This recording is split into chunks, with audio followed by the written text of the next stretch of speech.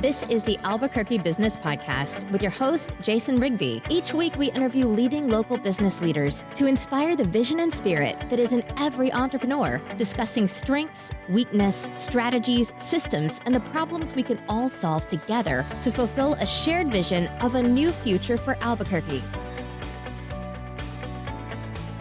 Hi, my name is Jason Rigby, and welcome to the Albuquerque Business Podcast. Today on our show, we have a very special guest. I don't want to give it away, but we're going to be talking about the military in Albuquerque, so stick around.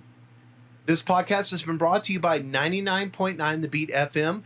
If you live in the Albuquerque area, don't hesitate to tune in to 99.9 FM, or go, if you want to stream, go to 99thebeatfm.com. We also want to thank Duke City Marketing. They have the latest state-of-the-art digital marketing agency here in Albuquerque. If you're looking at doing Snapchat ads or Instagram story ads, maybe you want pay-per-click, Google, don't hesitate to go to www.dukecitymarketing.com. That's www.dukecitymarketing.com.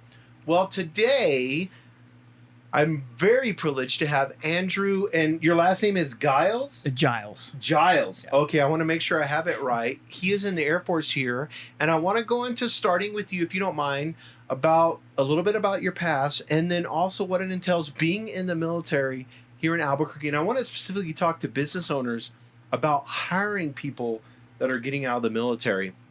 So where did you originally come from, Andrew, and then a little bit about your background here in the military? Yeah, absolutely. I certainly appreciate you having me on here to talk about military issues here in Albuquerque.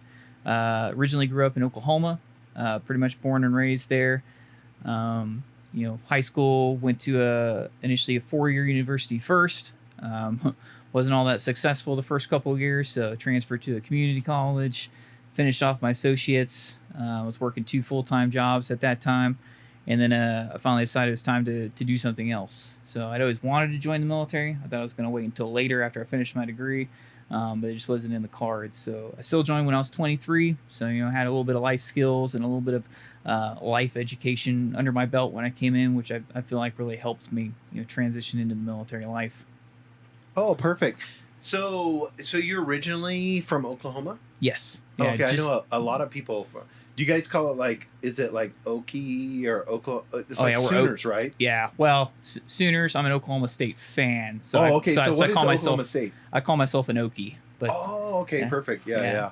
Is there quite a bit of people from Oklahoma here in Albuquerque? Or there's a few. I've met a few that have been out here, but that have transitioned. It's kind of close as far as distance wise.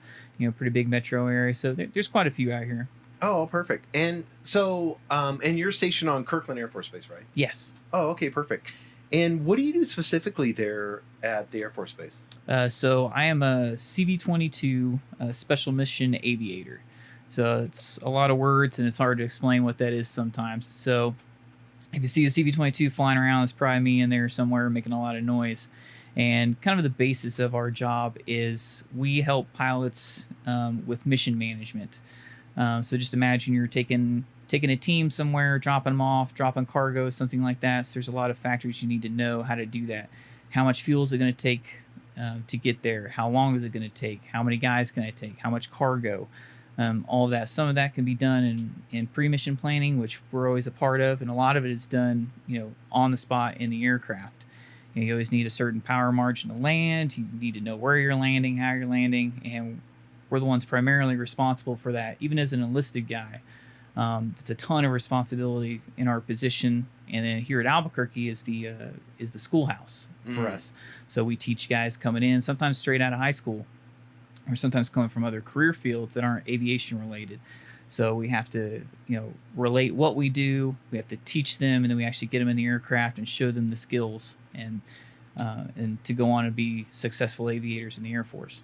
So for civilians out there, for business owners, you said it's a CV-22? Yes. What type of aircraft is that? So it's the only operational tilt rotor aircraft in the inventory. There's another one coming up, the V-280, but that's still a couple of years down the road. So I was in the Marine Corps and it was called Osprey? Yeah. So the Marines, so it's the same shell, but there's just different modifications. So in the Marines, it's an MV-22. In the Air Force, it's designated as a CV-22. So there's a couple upgrades like radar, radios.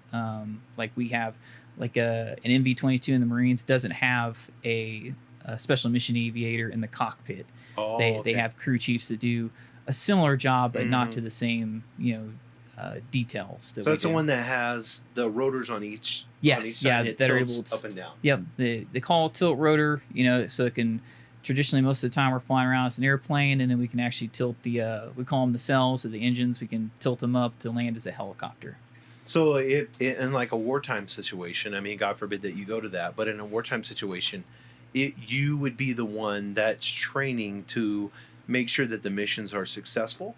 Yes, yeah, and then when you go on to other bases, your operational base, then we would be the ones that are actually flying out. But this assignment here at Kirtland, we're teaching initial students how to do the job, and then we send them to other units, and they spin up, do deployment training, and then go do the mission. Because I think a lot of people see them flying around in the air here in Albuquerque, but they don't realize the extensiveness Yes. of what happens. I mean, not just the pilot training alone or the crew chief training, but in understanding, I mean, there's a payload, obviously, Mhm. and you have to get the balance right in that. Yes.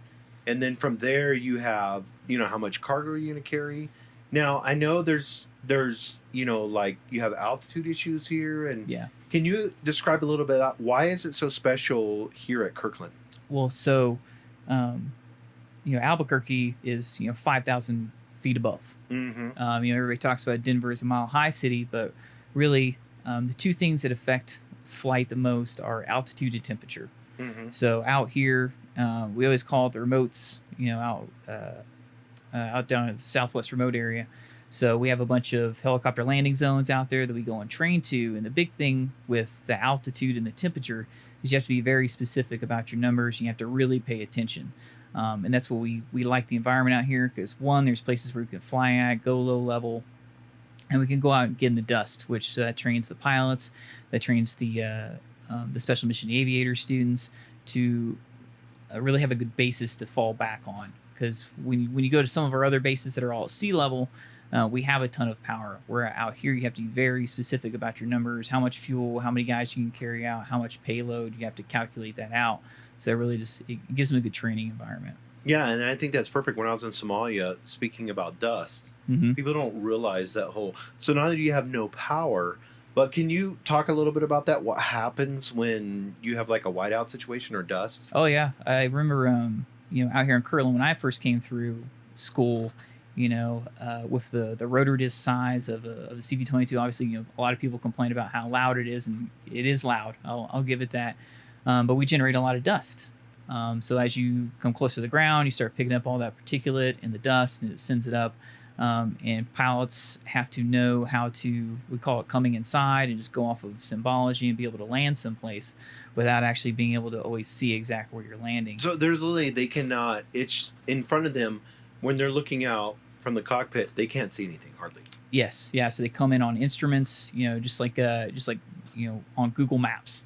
You can follow a little car, where the street is. You might not But be you able to can look out. see and they can't. Yes, And Yeah. then from there, they know that they're picking up cargo or troops. yes, yeah. And So they have to land precisely and understand that, because there's, I think a lot of people don't understand, even at, we always look at people that are in the military and what the age group that they are and how young they are. Yeah. But they don't understand the intricacy of what it means when you're doing something like that. Like that, literally, you are flying blind almost. Yeah, it's a huge amount of responsibility. People don't.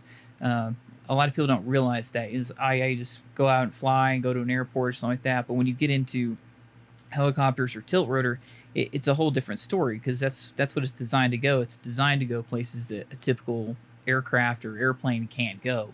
Right. And I didn't know about it really until because I was originally in maintenance and aircraft maintenance. I was an electrician, and I was doing that for about 4 years. It's just the same old story, same job every time. You go out there to the bird to fix something, and I wanted something different. I didn't want to get out. And then my opportunity came to cross train, so I did. I applied, did all the paperwork, qualified, to fly medically, and then I got the CV-22 as my aircraft. Really didn't know anything about it. And I came here and really learned what's involved. You're in charge of a $90 million aircraft. So how much is that again? $90 million. Yeah, Wow. that's like, that's the base price tag. Right. And even just going into cross training, it can take almost a year to complete cross training. By the time you start initial classes, you go to survival courses. You have to go to a water survival course where they dunk you upside down and you have to be able to climb out of a sinking fuselage, and then you go to survival training, and you come out here to Kirtland to go through the course, and it can take guys 6 to 8 months to get through the course. So I mean, it is a real commitment to be able to come out here and do it. Yeah, so it's extremely rigorous. Yes. They're basically preparing you for. I mean, I imagine we had these aircraft in Afghanistan and. Initially, yes. Yeah. So they had them initially in Afghanistan, big heavy use in Iraq and a couple other areas. But just to give people an idea, like when I was at my first base was Charleston, South Carolina. I worked on C-17s, big cargo aircraft out there. Just at that base, I think we had around 100+ aircraft electricians between like 2 or 3 different squadrons. So in the CV-22 community, when I graduated from initial qualification, I was number 133 ever. And now, since I've been in the field for a couple years, and obviously we have the schoolhouse out here, I think we're up to like 240. Wow. So 240 people are the only ones that have ever qualified to fly on the CV-22. And that's overall. That's not even counting what people are actually active right now. Active is probably closer to like 100. Right. That's crazy. So when you're looking at the extensive amount of training that it takes, and then the technical aspects of it, and then you're dealing with a $90 million aircraft, and that's something that I want to talk to you a little bit on. We'll get into that in a little bit, but what it takes to hire somebody that's in the military, and then understanding, even though they may be 25, 26, 30 years old, maybe they've gotten out and they're 38 and they've spent 20 years in, they've had an extensive amount of not only responsibility in the amount of care that they've taken, whether it's aircraft or whatever it may be, but then also the amount of leadership that they've had in the military. So I want to ask you, Andrew, if you don't mind, what compelled you to go into the military?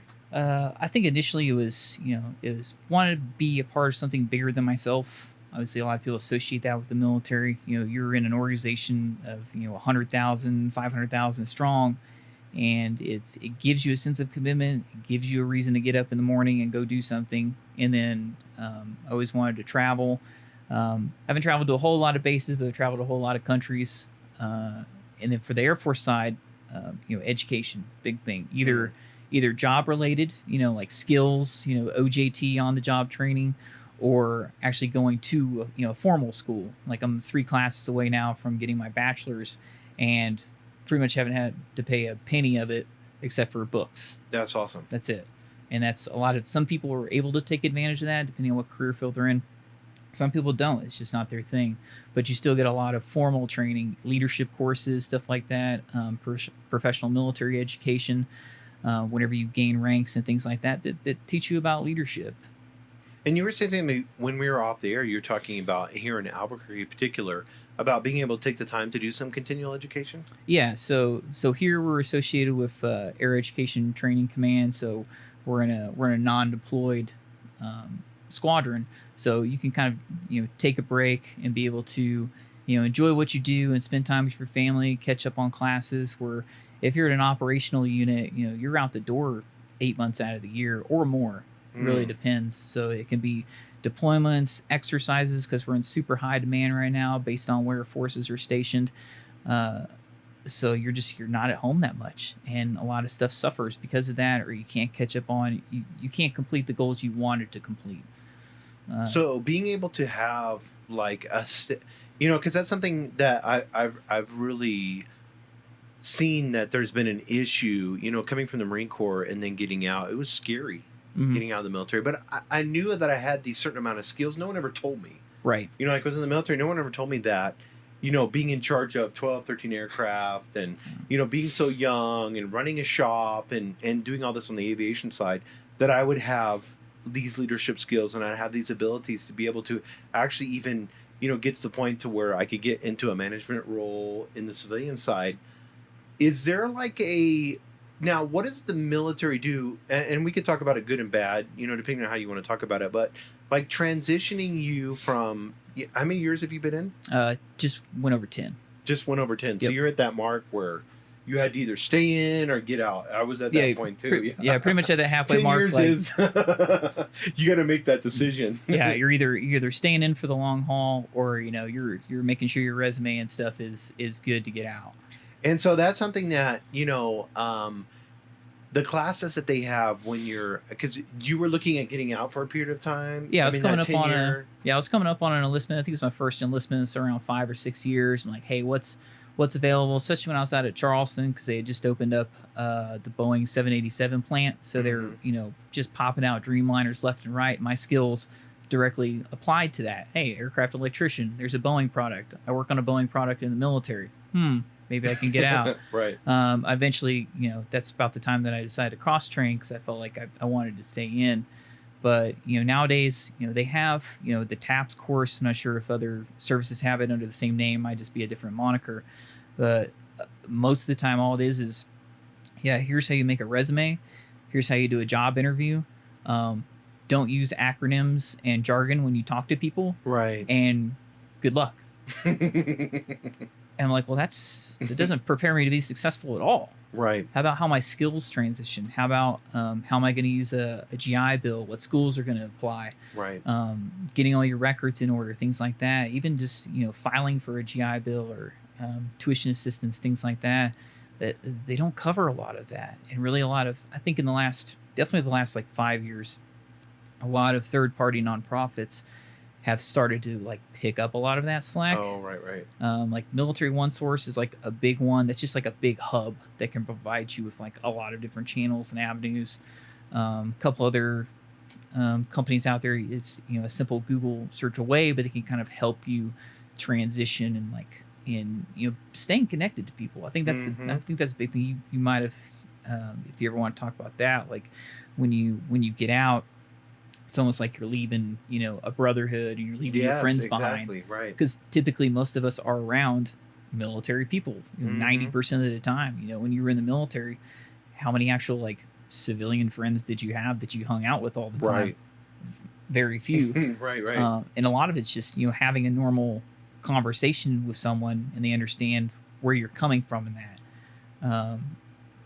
And you know how that is with military and acronyms, and hey, I'm PCSing to a new base, but I'm going to go, I'm doing some training, TDY, en route. But when I was there, my CAC card didn't work, so I had to find an MPF, but they couldn't do anything about it. So then I had to call DTS to get my, that's a normal conversation, and you understood exactly what I just said. Right, exactly. But if you talk to somebody who's never been around the military or not in a military area, they're like, this guy's losing his mind.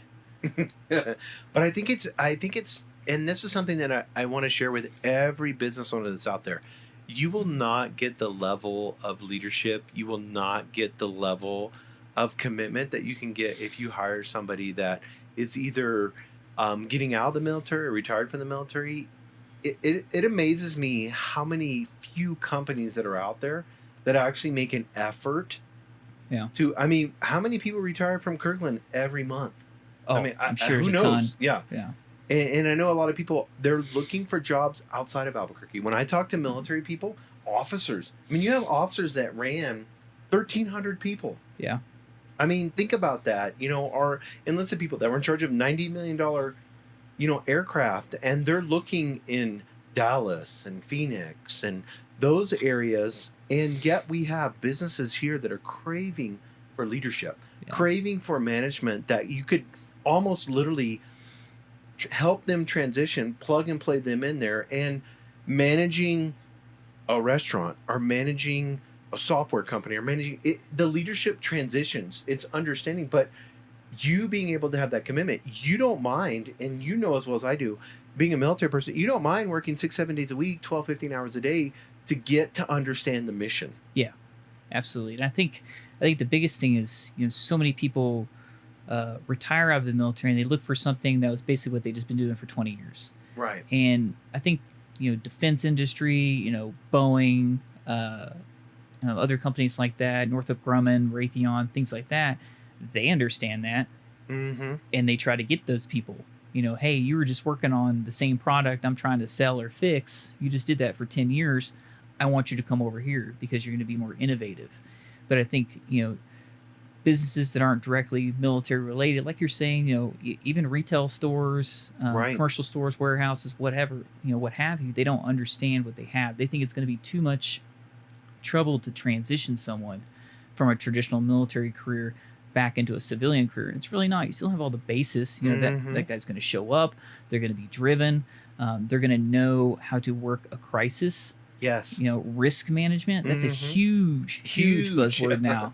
Is risk management. How better can I work this problem? How much more efficient can I be? How can I use my people more efficiently, especially with a lot of employers scaling back due to rising minimum wage or healthcare costs or what have you. But you need to be able to use your assets more efficiently. If you have a very efficient manager, they can do that. Right, exactly. And I think that's something that business owners don't realize, that they're literally can tap into a source if they will hit up these veterans and understand. Yeah, you said Boeing and Raytheon and all these, they're grabbing those, and a lot of military people don't understand okay, I need to stay in my technical field, but they don't realize the amount of training that you've had. Your average civilian may have had a bachelor's, a master's degree, at the most, but as far as leadership experience, you're going on how many years of leadership experience? Yeah, I mean, I turned an E5 in right around 4 years is when I sewed on, and I was immediately in charge of a shift, doing a couple hundred jobs a week on a $120 million aircraft. Whenever I was working on a C-17, right? And now I'm in I'm still the same rank, unfortunately.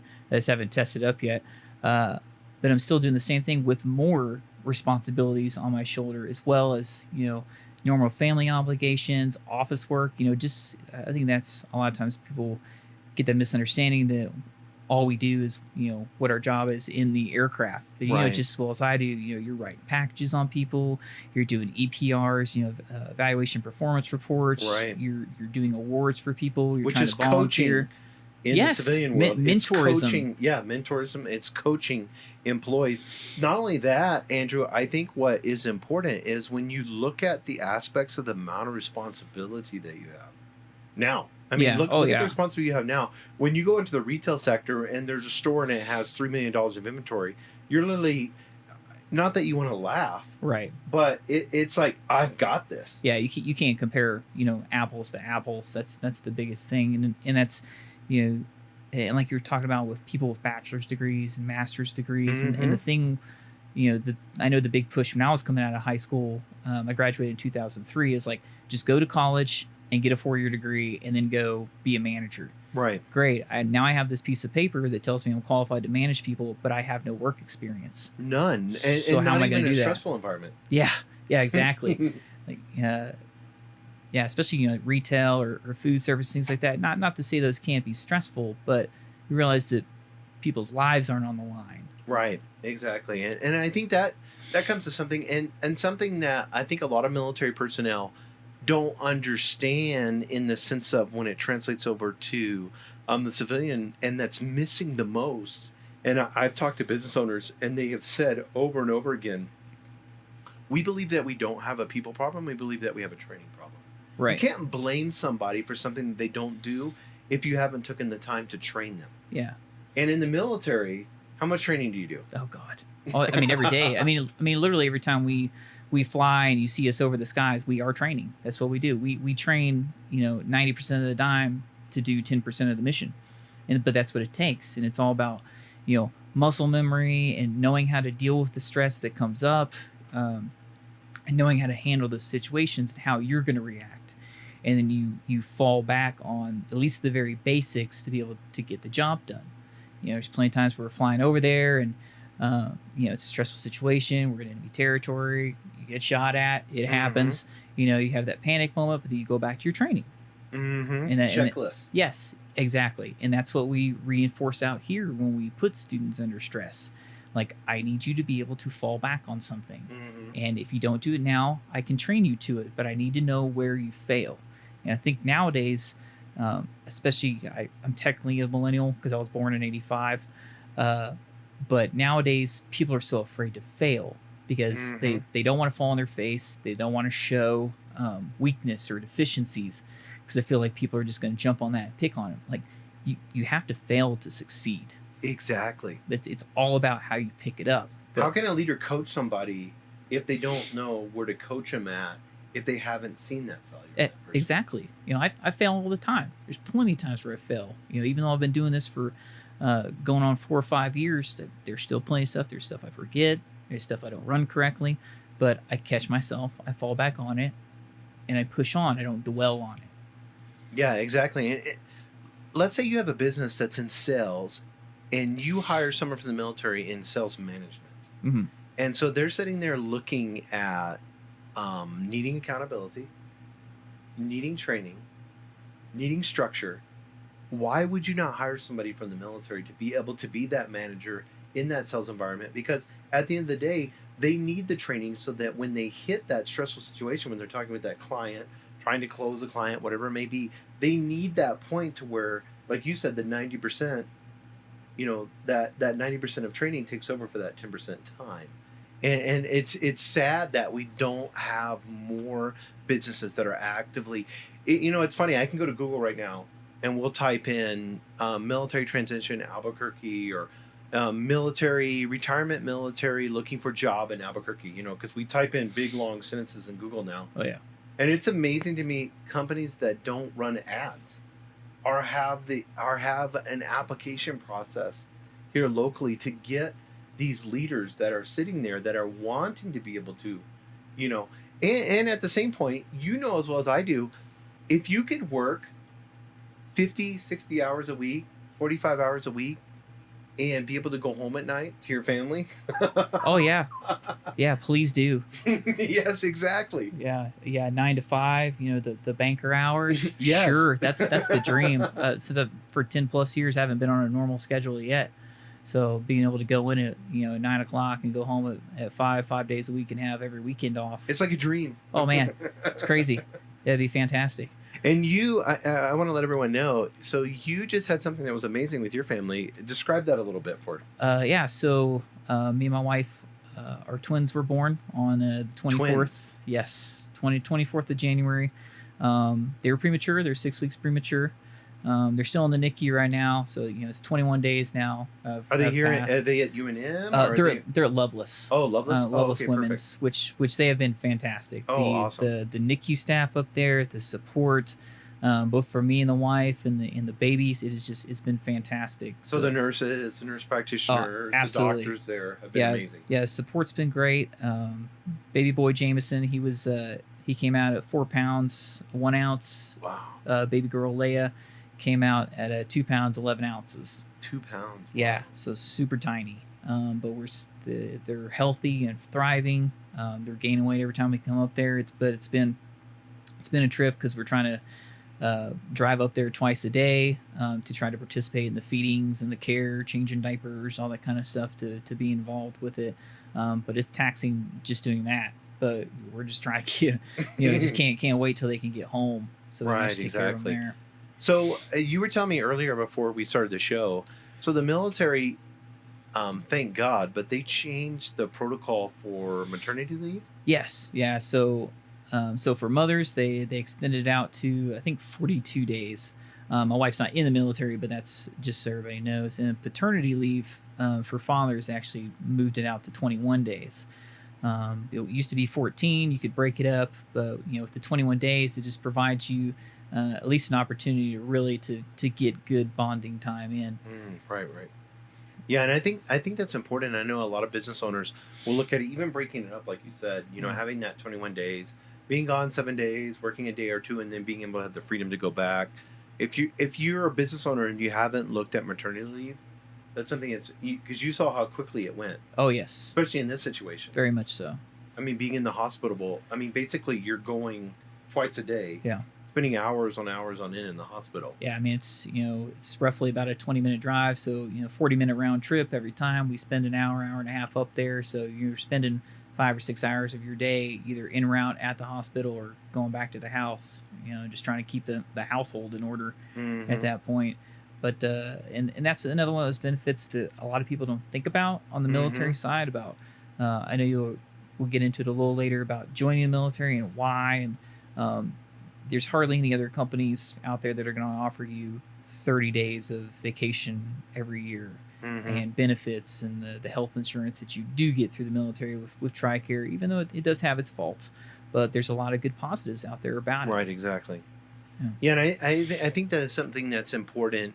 Not only are people looking at, especially military people, when they're coming out, they're used to that process. They're used to having that, they're gone. I mean, the one station that you were at, you said you were gone 8 months out of 12? Yeah, when I was stationed in Florida, for the most part, I would say the average, most people were gone at least 6 months, high times, sometimes 8 to 9 months out of the year. So you need that downtime. Absolutely. I mean, being gone that time, being in missions, being in stressful situations constantly. And I think that's something that you can do for your employees. If you have a business and you don't give your employees that time off that they need to, especially on maternity leave, then where they need to put their family first. Yeah. And then, because if you don't have your family in order, as well as I do this, if you don't have your family in order and you trying to lead a group of people when you have chaos at home is tough. Yeah, it's terrible. Yeah, it is. It is. And so giving that opportunity to be allowed them to take that break and then come back strong and being able to have that balance, that's something that every business owner needs. We're going to go ahead and take a break right now with the Albuquerque Business Podcast. We want to thank you, Andrew, for being here today. We're going to get a little bit more into the military. If you're a parent out there and you have somebody that's looking at the military, we're going to talk a little bit about that, what you can do to set up your child for that and get a little bit more into, I know I see on your Instagram all the time that you're woodworking. That's kind of your hobby business, like side business? Or? Yeah, it's kind of the side hustle. I've been doing it for 4 or 5 years, but I've kind of really bared down and got more serious about it the last year or so, about actually really selling things and marketing and promoting and getting involved in the community. And your Instagram's super awesome. What is your Instagram? It's at Flying G Woodworks. So you just type that in, you can find me. I finally made a Facebook page just because I've tried to avoid it because Instagram is really a better medium. Instagram's number one right now. Yeah, it's a better medium for woodworking. You're making projects, so you're taking pictures of them. So Instagram is that medium. It's available, really more of a mobile app than anything. So people carry it around with them all the time. Whereas Facebook seems to be like the old timey thing now, where people are like, oh, let me get on the old Facebook and check out this stuff. Do you do like custom orders and stuff? If somebody wanted to DM you on Instagram? Yes, yeah. I saw you did something for military. It was like coin holders. Yeah, coin holders. Yeah, just done a handful of those. I've definitely done commission orders before. It just kind of depends on time and availability. Obviously, having twins will definitely limit some of that time. But the worst I can say is no, or I can direct you to other people that do just as good a work or even better. Oh, that's awesome. So we're going to take a break right now, and we'll be right back. Join us this week for another episode of the Albuquerque Business Podcast with your host, Jason Rigby. Each week, he interviews leading local business leaders that inspire the vision and spirit in every entrepreneur, discussing strengths, weakness, strategies, systems, and the problems we can all solve together to fulfill a shared vision of a new future for Albuquerque. Listen or download this Sunday afternoon at 4 from your favorite podcasting app. And we're back with the Albuquerque Business Podcast. This is Jason Rigby, and we're with Andrew Giles. I think I said that right. Yeah. Last names are always a thing with me, Andrew. But we were talking a little bit before the break about that transition, coming out of the military and coming in. And you're getting a degree in, you almost have your bachelor's degree. What is it? So it's in technical management. And something that we were talking about that was interesting is it's mainly has a corporate side of it. Yeah, almost every class I've taken. So I go through Embry-Riddle Aeronautical University, but almost every single business class, or like human resources or marketing or management, it all has a corporate theme. There's shareholders. Yes, there's not as much of an emphasis on small business anymore, especially on a formal curriculum. Everybody kind of has to learn things on the fly, or they have to fail to learn it. It seems, which is evident nowadays in the United States, where 50 to 60% of small businesses fail within the first couple of years. Right. There's just not as much formal education out there unless you're lucky enough to have a mentor or you work for a small company, so you kind of like learn it from the ground up. But there's not a big, push for education out there for that. Yeah, and it's so funny to me because you look at somebody, let's say you retire the Air Force, you literally have 20 years of experience, and they're comparing you with somebody that has a 4-year piece of paper. Yeah, exactly. We were kind of talking about that. Is when I came out of high school, there's a big they wanted you to go and get a 4-year degree and then learn how to do the work instead of starting from the ground up. Go and get a vocational job and get a job placement and make decent money right off the bat because you have a vocation, welding, Right. carpentry, woodworking, construction, whatever. And then you work up. Then you had to be a foreman, you had to run a company, and then you make your own company. Whereas now it's like, nope, you just start from the top and then work down instead of working from the bottom and working up. Yeah, which is sad because we have so much deficiency in the United States with welders, with electricians. Yeah, with just skills and trade jobs. And a lot of those, a lot of people that I follow on, Instagram and things like that, they've been doing these, woodworking for 20, 30 years. And a lot of them started as, framing carpenters, putting up buildings and things like that, and then moved into finer woodworking. And now they got away from that or becoming content creators and creating tutorials and showing people. But, nowadays in these last 5 or 10 years, like that high school to like 21 to 25 generation, it's just the need and desire to go do that is just not there, either because they're not being shown the example or the training isn't there, or society as a whole just isn't suggesting it. And that's what I love about the military is the OJT. I was talking to somebody the other day. They own a cabinetry business, and they were talking about trying to find finished carpenters. Yeah, it's hard with cabinetry because you're dealing with. I mean, that's its own little specialty. Yes, yeah. And not having 5-6 years of experience in that, and then coming into a home and redesigning a whole kitchen, and then putting new kitchen cabinetry in, and then are taking a home and putting in the crown molding and all that, and not understanding the aspects of what it is with that finesse that goes into that's something that we're missing sorely. And I hope that as a country we can figure something out like that. And I know we're missing a piece. We were talking earlier. I know I follow a podcast, Jocko Willink. If you haven't followed him, he's great on Twitter. He was an ex-Navy SEAL, an officer. Yep. He has a podcast, and he has a company also called Echelon Front, and they take military people and they transition them into, I know a lot of it is into the corporate world as leadership, especially in the special forces aspect. But we need more companies like that that are helping military people transition from that 20 years of experience in leadership in combat environments, and then bringing them over to and it's so sad because we're missing the boat. I know when I got out of the Marine Corps, I went to Somalia, Bosnia, and Haiti. I got out. I literally did not know what to do. Yeah. I was like, should I go somewhere and make 10, 12? So you know what I ended up doing? I ended up going to an aircraft company, making $16 an hour, sitting at a desk, working on aircraft parts. And I was like, this isn't for me. I mean, I'm working 40 hours a week. I'm making okay money, what I made in the military, but it was so boring to me having that leadership ability, having those challenges, having to be in combat environments, and then coming out and sitting at a little cubicle working on one part over and over and over again, when I would love to have had a small business owner or a medium business owner come to me and say, hey, can you take over this project? I would have worked 60, 80 hours a week to make that project successful and to work and get and understand. And Andrew, I don't know about you, but it's just sad to see because we have so many opportunities here in the United States where we have these positions that are open, and we have employers, not just in the corporate world, but business owners here in the United States that need people like you. Yeah, and I think it's some corporations are starting to finally catch on to that, especially with the number of military people that we have either getting out or retiring. And like Starbucks is a big one. They have a big push for hiring veterans, and then and not just hiring people. So that's the thing. Like you can hire a veteran, but it's giving them purpose and drive, to leadership opportunities. They have a big management push where, a veteran highlights you because we know that you have leadership skills. You've been trained in things like that for, like we've talked about for risk management, organization, leadership abilities. And then they move you up into leadership positions. Now you're a manager, assistant manager. Now we're going to put you in charge of a store. You're in charge of a store. Now we want to put you in charge of a region.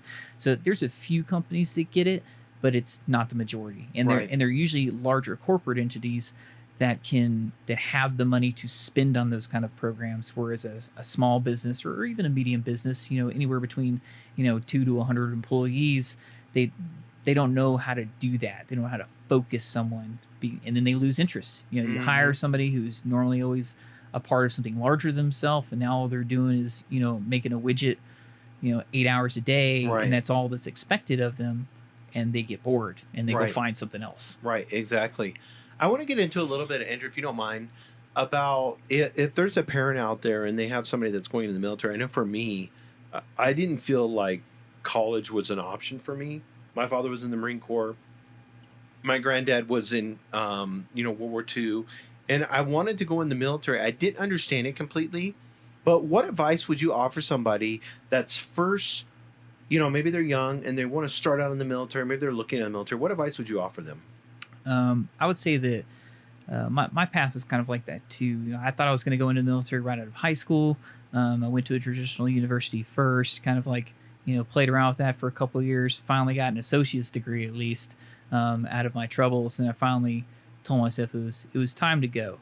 And I think when I first came in, I should have done probably a little more research about, job applicability, what all's out there, how it applies to civilian life, because that's another thing too. Like, don't always assume that you're going to go in and retire at 20 years. I think the Air Force has the highest of that, but still it's like 60 to maybe 70% of people go to 20 years plus. So you have to always plan on potentially not making it to that. You're going to get bored, you're going to get tired, your life changes, and you decide to go somewhere else. Right. So look at jobs that, one, interest you, and two, can apply hopefully something directly to the outside.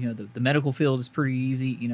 If I'm a dental hygienist in the Air Force or in the military, I could be a dental hygienist out on the outside. Oh, of course. Right. But when you have a job like mine, it doesn't really apply. How many $90 million aircraft are out there, right? Well, especially to an enlisted guy. It's different when you're a pilot. There's plenty of jobs that are available to them, but there's not a civilian equivalent for me on the outside. So if you came into this, right out of high school, you have to be aware of that. But then that's when you take those skills that you learn and transition to them. But I really think doing your research, for parents, be involved in the process. There's so many forums and resources and veteran sources nowadays where it's not 40 years ago where you feel like a recruiter is pulling the wool over your eyes and you're going to go in thinking you have this and you don't. Right.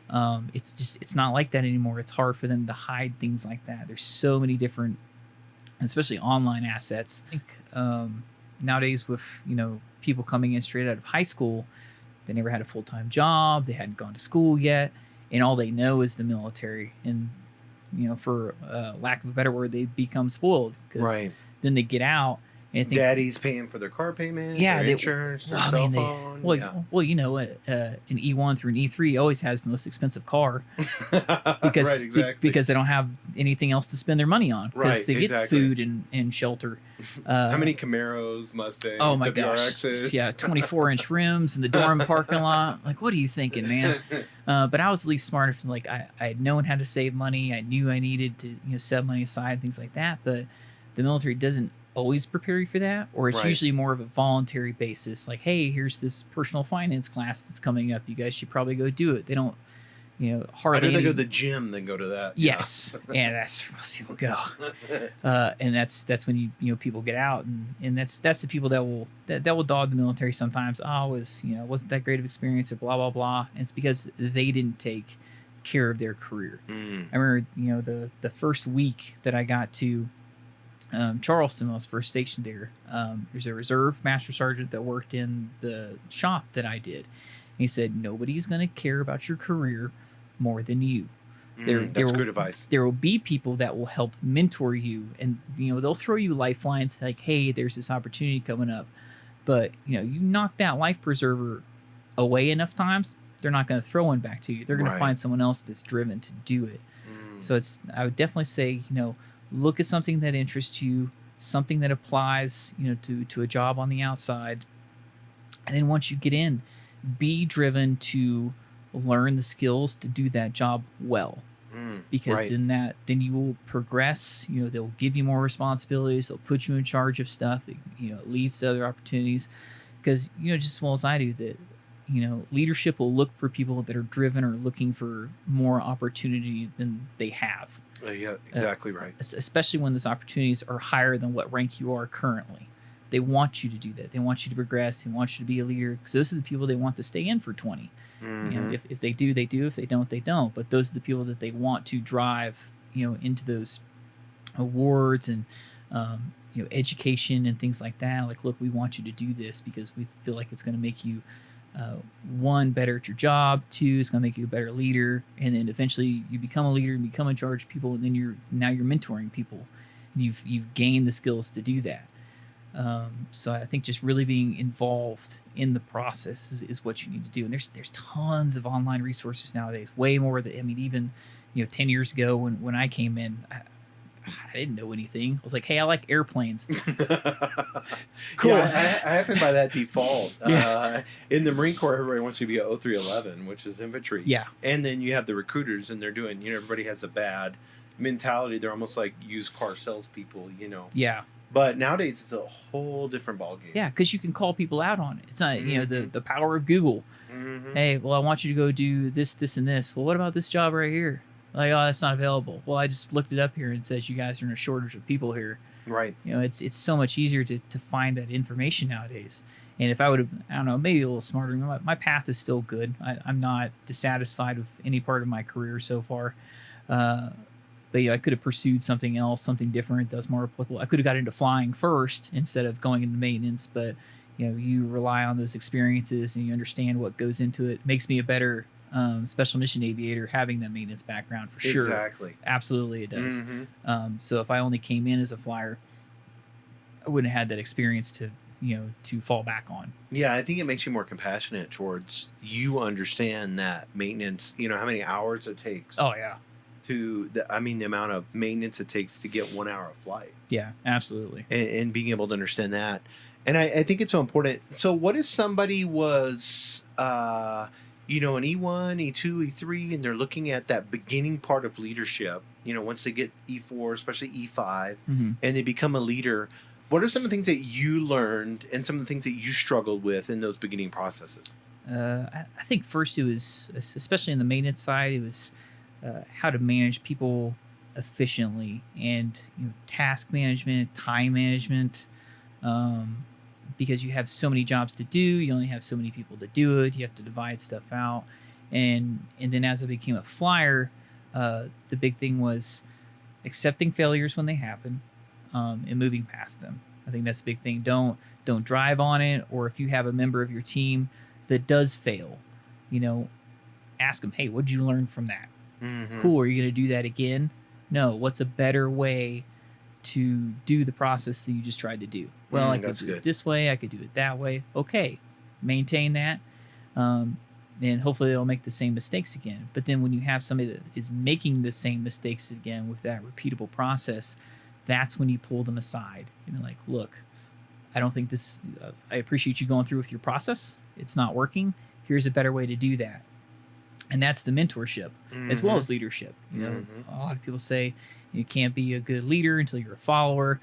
Now, I'd say that's pretty accurate pretty much everywhere you go, but there's bad leadership out there, but you have to be able to identify that too. There are some people that just want to do it their way and that's it.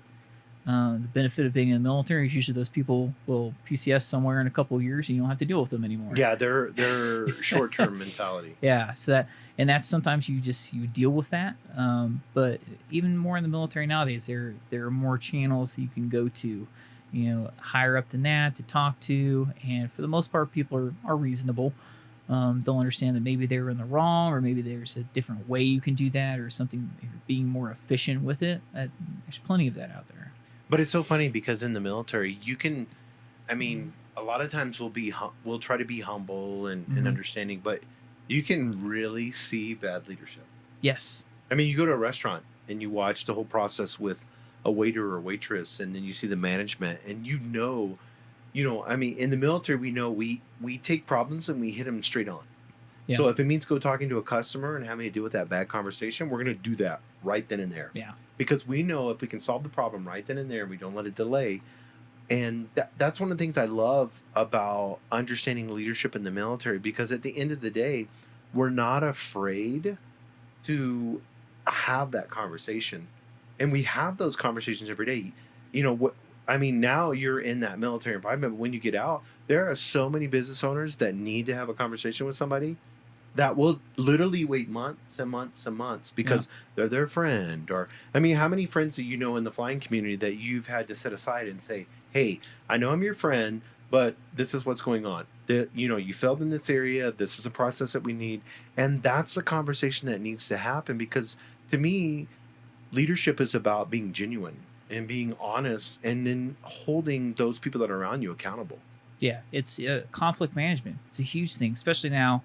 A lot of people will love to diss, the new generation coming up, but simply because they don't, they're hunkered down on their phones or whatever. But so's the older generation too. So it's not all about that. A lot of it's personality. It's being comfortable with someone, especially as a business. It's a night and day difference between, it's the same industry, but you can take a Taco Bell and a Chick-fil-A. Mm-hmm. What's your service experience? Yes. You drive up to the drive-through at Taco Bell. Hey, what's up? I don't know. I want some tacos. Right. You go to Chick-fil-A. Hey, how can I help you? Thank you. Pleasure to serve you. And that experience, I will gladly pay more for a chicken sandwich for better customer service than I will for crap customer service. Right. But we're almost in that mentality nowadays where that's just what you expect. Well, it shouldn't be. It shouldn't be what you should expect. You should always drive to do more, because it brings more people into your business. It makes you more money because people talk about you. Even the evolution of Yelp. Holy cow. How many restaurants do you go to because their Yelp ratings are great? And how many places do you avoid because their Yelp, reviews and stuff are crap? Exactly. And customer service. Especially a military person coming into Albuquerque, and they're looking at, taking their wife out. It's been a couple weeks. You're on a limited budget. We all know they don't pay the military great.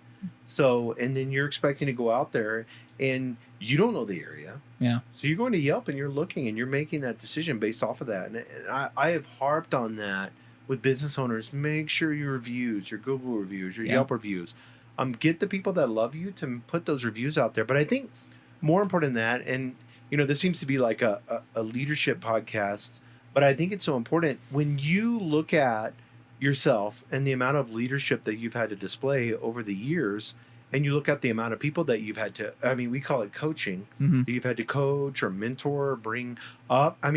Literally, you could probably say it's 50, 60, 100 people. Yeah. Especially in a training environment. Well, easily now. The position I'm in now, I directly deal with students going through the program, and those guys, they fail rides, they don't do well, they get downgraded. I bring them in and counsel them. Hey, what went wrong? How are you preparing? How are you studying? What are you studying? How long are you studying? What did you do to go down this this path that now you either failed to ride or you got downgraded on something, and you almost on the spot have to develop, almost like a study plan or, a conflict resolution with it to bring them back up, because, losing one person is, months and months and months of training that they have gone through, if they fell out of the program. And then that means that person doesn't go out to the ops units, which means the ops units are more tasked because they don't have people to rotate in and out. So that means that guy that was out there for 8 or 9 months on the road is now out there for 10 months out of the road because he doesn't have somebody to replace them coming up behind him. And it just creates this huge deficiency and a big accordion effect. So a lot of times, especially in my position, you have to come up with a lot of that stuff like on the spot. And some of it's, your background and how you went through and experiences that you've seen. And again, as we talked about before, you can't always correlate that to a piece of paper that says you graduated with a 4-year degree. Right. I can't put that down on paper anywhere that, I coached this many students through these failures and they were doing bad in a course, but then they passed the course and they were, became successful individuals in the CV22 community. How do I write that down? Right. Exactly. And I think, as a business owner there, I hope you're listening to this in the sense of understanding. I mean, someone like you, Andrew, and I know there's many of you that are out there. How many leaders do you know that have gone through hundreds of people that they've coached and developed, and these people are getting out of the military and they're ready for you to hire them? And that's kind of something why I want to bring you on the podcast, because I think it's so important. We used to hire veterans, and it used to be a big thing. I know you talked about Starbucks and these other companies, but we're missing out. I mean, how many veterans come out with, PTSD and come out with, and a lot of it, to me, to be honest with you, I mean, not to get too personal, but a lot of it to me is they come out of the military, they don't know what to do. They were in structure for so long, and then there's this PTSD thing, and then next thing you know, but in reality, all they need is a purpose. Yeah. Well, I don't want anybody to hire me or somebody else out of pity. Right. You want to hire me because of skills, not because I have a veteran tag assigned to me. That should be in relation to what kind of skills I can bring to your business. Not simply because I'm a veteran, but because that I've gone through this training, and it doesn't always directly correlate to a formal education, but there's a lot of things that we've gone through, like I said, PME, mentorship, leader, follower. You've done all this stuff, managed millions of dollars worth of inventory or an aircraft, or literally have people's lives in your hands. Yes. Whereas, and you're going to fault me for that, for managing some like retail store because I don't have a 4-year degree. Like, really? Exactly. And that's something that I want to put to you that are out there. If you have a choice, if you're hiring people and you put on that job application, must have master's degree in this or must do this, you're, put out there, must have this, this much of experience, put out there looking for people not only with this much experience, but, that are veterans. Those things will help you out tremendously. I know I started my business. I came out, didn't know what to do. At one point, I was even living in my car. And then I started, I went into the VA system, and I didn't want to get into that really heavily, but they were telling me because I was in this war, these things were happening to me. And I had to get out of that victim mentality and get into what can I do to be successful? And so I pulled myself out of that. And then I began to start businesses and become successful. And then I realized I have so much potential that's out there in the civilian world that I didn't realize. Yeah. That the things that I did in the military, in the Marine Corps, and the things that they taught me, even though I experienced bad leadership, I know you've seen it. Yeah. You get the politicians that are out there, but I love that because and you've seen this too. You've seen officers that's come in or enlisted that's come in, and they're just for their, to get the next rank or, it's that political. But I love seeing those people because as well as I do, I can recognize that. Yeah. I understand when there's good leadership and when there's bad leadership. Well, it's always also the saying, you can learn just as much from a bad leader as a good leader easily. It's like, yep, I'm not going to treat those people like that. That's not the way I would have done that situation, and you can adjust that to how you're performing or how you have your leadership style. And sometimes you have to change it based on what the situation is, based off the people, because they don't react the way they do. You've taken lens tests and color tests and all that stuff, and it tells you I'm a dominant, whatever, right, all that stuff. But you have to learn to adjust to that, because you can't always hammer every nail that comes along. Sometimes you have to caress them along, but right, but it's still successful. They still become successful human beings. They still become a valuable asset to your community. You just had to adjust the way you address them. And I think that's really big. So, Andrew, are there any tools or books or anything that's really helped you on your journey being in the military? Well, certainly, the professional military education courses I've taken, as much as a lot of people knock them, they do provide you good tools. But, on the outside, Just like, actually listening to your previous episodes of your podcast and talking to people, podcasts are hugely popular right now, and there's so many people that are producing them. One that I listen to a lot is specifically more for like makers, so retail, not necessarily always woodworking. That's kind of my medium, but it can apply to a lot of stuff. Made for profits, run by two guys that have very successful companies and Instagram followers and all that. And that's a really good one. And you said it's made for profit? Yeah, it's a made podcast? for profit. Cool. And then a few books that I've read. Tribe by Sebastian Junger was a good one. Really kind of, it relates very directly to the military community. Right. The sense of belonging and be able to identify it. 12 Rules for Life by Jordan Peterson was a really good one. Yep. And then The Prior Service Entrepreneur by Michael Kaplan was really good. Kind of gives a good background and blueprint for coming out of the military and realizing how you can directly relate your skills, kind of a lot of stuff we talked about, and how to start a business, and some of the initial pitfalls and not being afraid of failures, initially right off the bat, just keeping with it. And honestly, just, I mean, as silly as it sounds, YouTube, there are so many tutorials out there nowadays of YouTube, and successful people, and a lot of them, like, that is their entire job, is putting out content. So it's very professional. They give good tutorials to be able to speak well and really talk about and get down to the nitty gritty of what you want to know, whether it's making something or, business pitfalls or how to lead people or even how to speak in public. Things like that. I was looking the other day for coaching systems, for employers on YouTube.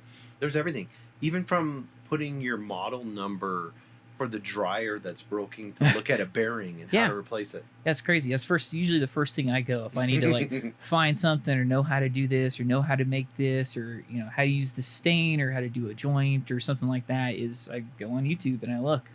Yeah, we're working with a client right now. It's funny.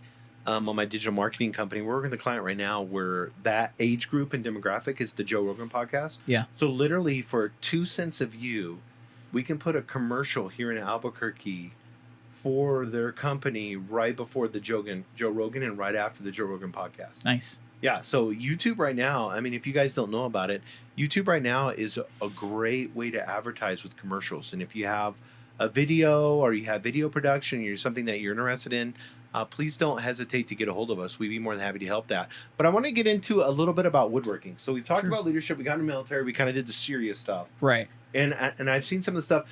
So did you get like old, I looked earlier on, I was looking on your Instagram, I look at it every day, but I was looking at something, you had like old iron looking, I'm from the South, so I say iron, but old iron looking legs. Were you making like a table or something? Yeah, I was just making like it's funny because you can, upcycling is like the big thing, the rustic thing. Right. So you can find sometimes stuff for free and repurpose something. But yeah, I was making like a little table stand and just, you can revamp something as simple as, hitting it with some steel wool and some paint and sealing it up and just doing a little finish on something. And, I think the big thing of woodworking is there's so many people that do it. And there's so many times I'm sure we all walk through a store and be like, yeah, I can make that. And you probably could, but it's all about having the tools and the knowledge and the drive to do it. Because there's a lot of times where I'll make something and people are like, oh, well, I can make that. Well, did you pay, $100 for the saw, $30 for the drill, the $20 for the material? Like, yeah, you could make that for $150, but I already have all this stuff, so here I can just sell it to you. And I think that's it's really like, it's almost like a primal thing. Like I see something, I want to build it, I want to make it for myself. It's a pride thing. I want to make it for my wife, or I want to show it off, Christmas gifts or whatever it may be. Exactly. Or I want to sell it because then what I make and my gift and my hustle has value because we associate value with money. And it's like, yes, this person bought this, and that gives me a pride, for going out and making something. Yeah, that's awesome. And and something I've noticed with woodworking, I used to watch. I can remember as a kid, Channel 9 PBS, and it was like Norm Abram. Oh yeah, Woodwright Shop and all that. Yes, and he had that like big barn. Yeah, it was in Vermont or something like that. Yeah. He opens the door, and then there's all this like vacuum systems and cool, and you can always like. And you're in aviation side of things, so you understand this. You always have to be careful that you don't take too much, because once you take too much, you ruin the whole piece. Oh yeah, So you're easily. taking a little bit at a time. Yep. What is it like? Especially we're gonna kind of like man cave out, I guess, a little bit. But what is it with woodworking and what is that special thing that you feel when you're out in your garage? I think, like I said, it's almost like an escapism.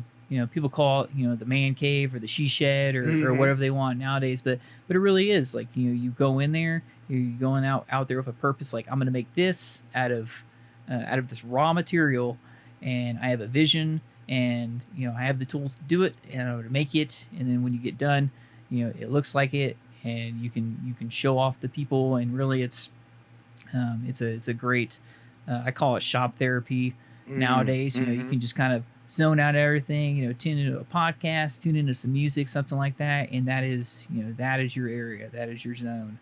And what if somebody wanted to get into, like, let's say there's a guy out there and he needs, because like you said, it's therapy and you can sit there and listen to music, listen to podcasts.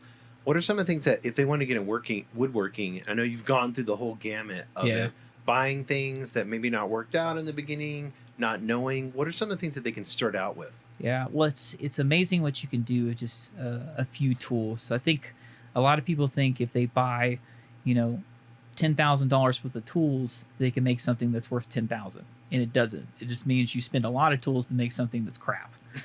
So I think the biggest thing is starting small. If there's a niche that you like you like to make rustic stuff, or you like to make finer woodworking, or you like to do wood turning, those are all kind of different niches, and they need a different type of mental drive, really, especially when you get into fine woodworking, because it can take hours just in sanding process and finishing and things like that. It's very expensive. There's a lot of other people who will only use power tools. There's a lot of other guys who will use only hand tools. Right. So, but I think really it's when you get into it, like, are you making it to design like a business model after, or are you buying stuff because you want to make stuff for yourself, and then maybe later turn it into something you can sell? Right. My intention was always to make stuff for the house, and then I started doing it more often, and people asked, hey, can you make this? Can you make that? And it went into a business direction. I'm not gonna be a millionaire by it by any means of the imagination, but it's definitely something I can have the hobby pay for itself. Right. And I think, starting off with, doing research on tools, don't be a brand junkie, because that can really, you're spending a ton of money on this brand because it looks really cool and the color is good, but the tools might not be the best, or it might not be the right ones for you. If you're just a beginning woodworker, get on, Facebook Marketplace or Craigslist, or find something used, especially in Albuquerque with all the construction and stuff we have around here. Oh, yeah, I never thought about that. Tools are crazy cheap. Oh, that's awesome. Yeah, you can find a ton of tools that are going to do the process that you do, make this one project, and then you can keep it for something else. But, even like a basic assortment, you can do a lot of stuff with a circular saw, a jigsaw, and a sander. If you want to be really fancy, add a router into there. But it's amazing how many projects you can make just with those. And get proficient with those tools. Yeah, and understand, joinery and angles, and, working with different woods, instead of, use construction lumber first because it's cheap, and if you screw it up, who cares? And then get into, walnut or maple, or, fancier exotic woods like Purple Heart and things like that cost a ton of money. So you don't want to screw those up. Right, exactly. Yeah, you want to screw up the pine thing that you're making, because Right. It's $4 for a 2x4 down at Lowe's, whereas a small sheet of Purple Heart's $40-$50. Yeah, that's crazy. I've always been amazed by those exotic woods where they put, like, you'll see that on YouTube too. They put like the water on them or whatever. Oh, it pops the grain. And you see it. It's crazy. Oh my goodness! Yeah. It's amazing. And then looking at, I'm from Washington State, and so being up there and then looking at these homes that they built a long time ago with like old growth lumber. Yeah. And then it's like the 2x4s you guys use. Yeah, it was from a tree 60 feet in diameter. Yeah, exactly, like the cedar and the fir trees and stuff like that. It's amazing. So we're almost out of time. It's crazy how fast it goes. Yeah. I really love your perspective, especially, and I hope that business owners will listen to this over and over again, Andrew, and get into the process of understanding what it means to look and be available for those that are, especially coming out of the military, transitioning out. What can we do? I want to challenge the city of Albuquerque. What can we do to keep these leaders, to keep these people that are transitioning out here in Albuquerque? We have such a transition. I was just talking to Peter, the owner and CEO of NM United. He was talking about the young people that are moving out of Albuquerque and going to other states to get these tech jobs. And I want to encourage us as a city too. What are we doing to keep these leaders, these people that are coming out of the military that are hugely talented, ready to hit the workforce, ready to be with the transition, ready to be not just great leaders, but ready to put that effort out there for these business owners? Look into it. Let's make this transition easy. Let's be a community that is for the military. I think we can, criticize the military or criticize the government or look who's the president or who's not the president and look at that and say, you know what, this president's here, so I don't want to have anything to do with it. But, regardless who the president is, regardless who the commander in chief is, it doesn't matter. You guys every day still have a mission that you have to complete. Right. And I think that's something that's important. Regardless if you're Democrat, Republican, Independent, Libertarian, it does not matter. We have amazing, qualified people, and we need to be pro-military in this community. We need to embrace our Air Force base that we hear, the labs that we have here. We've had a strong community here that's been here since, I think, before World War II. Yeah, absolutely. If I look at and what they did, and I'm excited about what we have for the future here in Albuquerque. I know a lot of times we question it and we wonder, what does Albuquerque hold? We have people that are moving out. But at the end of the day, I think we're in that beginning process of being able to grasp who we are as an identity and be able to pull ourselves out with education, with training, with small businesses and business leaders that are out there that make a commitment, not only to the military, but make a commitment to this community to see it succeed. And I want to thank you, Andrew. What is your Instagram again? I want people to follow you. Yeah, so it's Flying G Woodworks. And then if you follow that, you'll find a link to my Facebook, and eventually I'll actually post some of the stuff I actually make for sale. And then definitely appreciate you having me on and being able to talk about leadership, military. It's really a good path for people. And I think sometimes they just have to find their way. Yeah, and I know the military. I was listening to an episode the other day on a podcast. Tim Kennedy was talking about that at Green Beret, and he was talking about how many people, like teams that should be 12-man teams, especially in the Special Forces side, they're like 6 and 8 people. I mean, almost half, because there's no one out there. Yeah. And it's sad to see. I mean, if you're a young person and you're looking at going to the military, get with your parents, communicate, go out there. It helped me out tremendously. I'm so appreciative of the discipline that I learned. I needed it more than anything. Yeah. It's helped me in my life. I'm 45 now, and I still fall back on, got to maintain my PT test. And, and the list goes on and on. I know we can criticize a lot, but at the end of the day, it's what makes us a great country. We have the greatest military in the world, and I'm so excited about it. And I appreciate you, Andrew. I appreciate your service to our country. And that's all for today's episode of Albuquerque Business Contest. Thanks for listening. And like I said, we want to thank you, Andrew, for your service to our country. Make sure you subscribe to our podcast. If you're not on iTunes, you can go on Spotify. Spotify now has all the podcasts on there. If you want to go to our website, you can go to abqpodcast.com. That's abqpodcast.com. Thank you, and let's get back to what made this country amazing, and let's support our troops. Thanks, guys. Have a great day. Thank you for joining us on the Albuquerque Business Podcast. And thank you to our sponsor, DukeCityMarketing.com. Please go to abqpodcast.com, where you can get show notes, resources, and links to everything we talked about today to help you navigate your journey as an entrepreneur and business owner in Albuquerque.